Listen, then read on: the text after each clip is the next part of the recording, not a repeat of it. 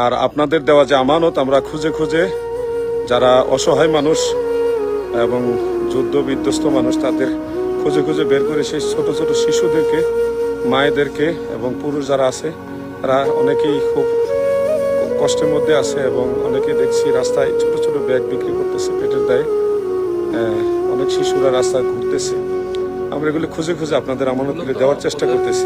Bag তো বিক্রি করে না, কিছু একটা সামনে দিয়ে বাংলাদেশের মতো ডাইরেক্ট মানে ভিক্ষা করে না, ভিক্ষা করে না আর কি, কিছু একটা সামনে দিয়ে তারপরে সদকা বলে। আমরা এগুলি দেখে আসলে কষ্টে সহ্য করতে পারি না। আপনাদের বোঝাতে পারো না বাংলাদেশের ভিক্ষুক আর এই দেশে মানুষের মধ্যে অনেক ব্যবধান। তারা কখনো হাত পাতে না। ছোট বাচ্চারা রাস্তা রাস্তায় ঘুরতেছে ছোট ছোট ব্যাগ নিয়ে, কিছু একটা হাতে দিয়ে তারপর সদকা চায়। আমরা আপনাদের আমানত দেওয়ার চেষ্টা করতেছি। আর আপনারা মনে রাখবেন আমরা আমাদের নিজস্ব খরচে এখানে এসেছি, আপনাদের টাকায় না। এবং আপনাদের কাছে ফিলিস্তিনবাসীর সহযোগিতা চাওয়ার বহু আগে আমাদের এই ট্যুরের সম্পূর্ণ টাকা আমরা পেড করে দিয়েছি। এখন আমরা একাধিকবার ওয়াজ মাহফিলেও এই বিষয়ে মানুষকে দাওয়াত দিছি যে যারা যেতে চান আমাদের সঙ্গে যেতে পারে।